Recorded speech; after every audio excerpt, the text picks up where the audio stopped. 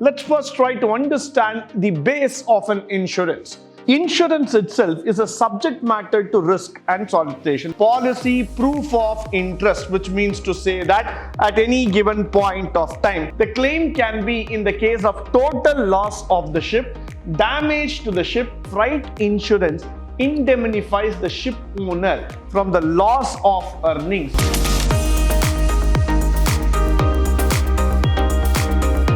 Good morning and welcome to the third session of Unit 2, and here we are going to see about the marine insurance altogether. Shipping has always been one of the most exciting journeys or the profession that anybody could look into. But is it so easy to do business in shipping? Is it so easy to pass through the rough seas and get your business done? So we need to talk about an insurance. We need to talk about a backup that will help you to take care of your marine business. So in this session, we are going to look into what is marine insurance all about. Let's first try to understand the base of an insurance. The basic of an insurance is that it is a contract of marine insurance between the parties, that is the insurer and the insured, said to be the marine insurance policy. So the person who's going to send the insurer and the insurance company, they are forming hands saying that this is the marine insurance contract policy. When the premium is paid by the insured in the marine insurance, the cover note is immediately issued to the insured and the policy is issued there afterwards. So when I take up the insurance, the marine insurance altogether, I would immediately first make the payment. Once I have made the payment, automatically I will get a cover note. Now, what is a cover note? A cover note is nothing but an acknowledgement slip kind of thing, which will tell me that your goods are being covered for this much of value. Moment I get that cover note, the insurer will take care of my insurance and thereafter the policy starts getting processed. Now, what is really interesting about marine insurance is that, like any other insurance in this world, it might be starting from the motor insurance, the home insurance, the fire insurance, and all these kind of insurance. Marine insurance is also a very big format in terms of saving your goods during the rough seas.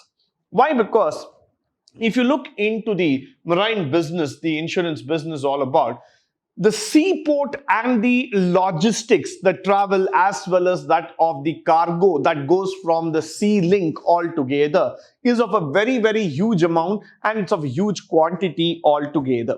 So most of the people who are involved in exports will definitely look in for a marine insurance which will cover their good as well as cover the entire activities that are involved. So marine insurance becomes a very, very interesting topic for each one of us to understand and take it forward.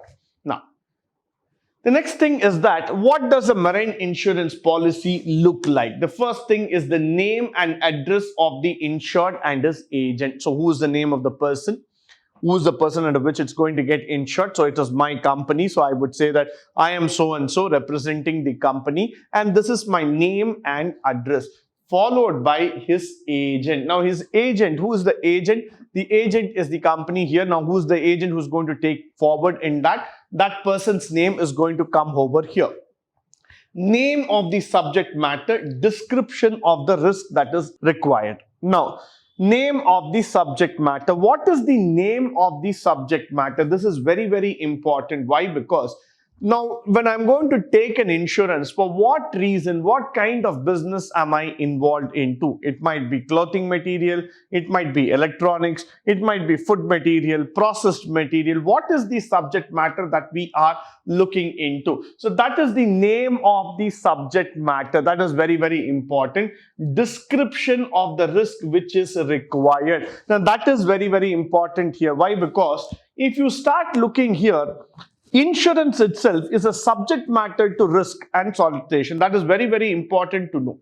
So what kind of risk is the company getting into in terms of providing you the insurance? That has to be notified very, very clearly. So that is why I say that the subject matter of what is going to be insured and the risk involved with that subject matter becomes very, very important. So that's what it's going to be covered by this insurance.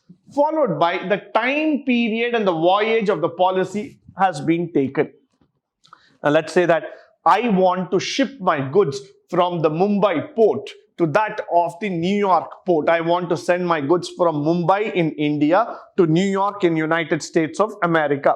So that means the time period of the voyage, let's say that it takes 6 months or it might take 1 year, whatever is the time period taken here. That time period has to be mentioned under which the sea is going to take forward in terms of the voyage. Policy has to be taken, the policy has to be covered. Followed by the insured sum, premium payable. So to what extent it has been insured and what extent is payable, insurance is payable. Now why this comes into picture? Because this is going to say to what extent are we covered in terms of this business. Followed by what is the premium that is payable, because you need to pay a premium to cover yourself. So that is why premium comes into policy matters. Name of the issuer, so name of the person who is issuing it, that has also to come forward. Marine insurance is considered a valid agreement only when it is duly stamped. Now this is a very, very important factor that we have to learn. Marine insurance becomes completely agreeable, completely into policy, into stand, only when it is duly stamped, when it's duly acknowledged completely, saying that this is a valid agreement. Until then, the marine insurance cannot be taken into confidence and said it is completed. So when you complete all the steps together, finally when it is stamped and it is taken forward, it becomes the marine insurance policy. Followed by the types of marine policy that we are talking about. So based on the insured interest, we can talk about the hull policy, the cargo policy, the freight policy. Based on the time period, time policy, voyage policy, mixed policy, then we are going to talk about the value of insured subject matter, where we are going to talk about valued policy, unvalued or open policy. Now you can look there are multiple number of policies that are available for a shipping company to get into and take a valid marine insurance. But then all of them might not be the same, all of them might not be considered to be good enough. When you look here, there are various kinds of marine policies, starting with the hull policy, cargo policy, freight policy. Now on the basis of time period, we have the time policy, voyage policy, mixed policy. We also have on the basis of the value of goods, where we are talking about valued policy or the open policy factor altogether.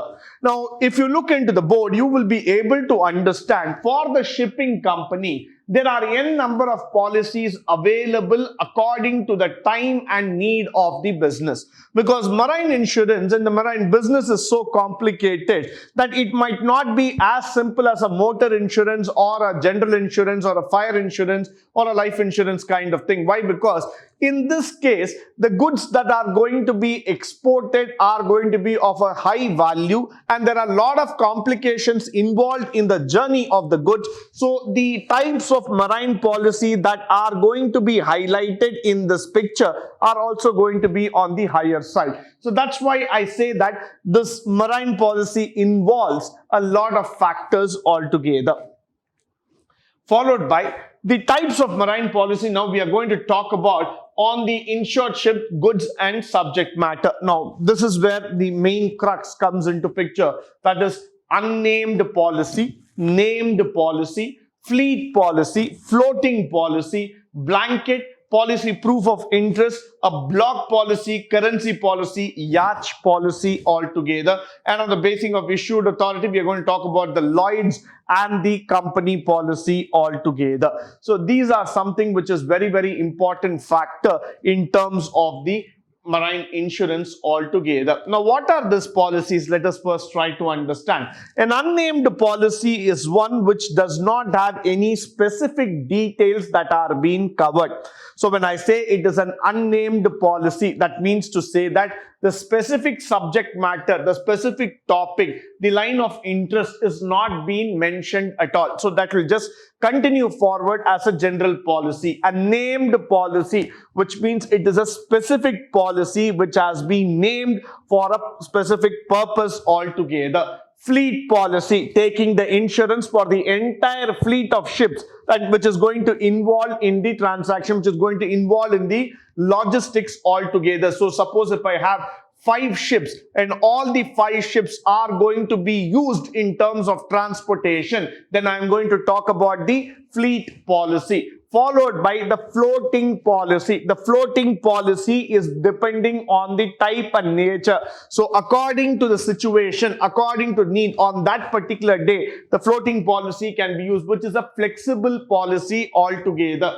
Next comes the blanket policy. Irrespective of whatever transport, whatever kind, one complete coverage is called as a blanket policy. Policy proof of interest, which means to say that at any given point of time, the interest that is being showed in terms of the policy, in terms of the occurrence, is going to be noted here. So we call it as policy proof of interest. Block policy. Now, block policy is a policy that is being kept in one particular block, in the sense it is going to talk about one particular caselet, one particular sector altogether. You're going to block it for one particular sector, one particular domain, or one particular area altogether. Followed by currency policy, depending on the fluctuation, that is on the currency that is going to be traded on which level, higher currency versus lower currency, or you are going to trade it at a lower currency versus higher. So depending on the quantity, the currency under which it is going to be traded, we are going to use this policy. Followed by the yacht policy. Yacht policy is an open floating policy based on which we will be able to understand, assess and evaluate the value of the goods. We also have the Lloyd's policy and company policy. Now, Lloyd's policy, just to mention, Lloyd's policy is the oldest form of policy which was started way back in UK under the company Lloyd's itself. It was founded by the great gentleman, and this policy is primarily trying to cover the marine insurance on the basis of the issuing authority. So it primarily goes on the basis of the company which issues the entire license.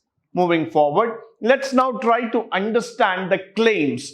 If you look into this picture, you might see that because of a sudden change or sudden vulnerability, the entire ship goes for a toss, it falls down, the goods are completely drowned, the ship breaks down, or something is happening altogether in terms of the damage. So how will you go forward and claim the insurance? The claim can be in the case of total loss of the ship, damage to the ship, engines and equipment, explosions and fire, collision of the ship, damage sustained to the ship, and sometimes also liability towards the others. Now look at it. Right in the middle of those high seas, if something happens to the ship, there is nobody whom you can go and ask for help.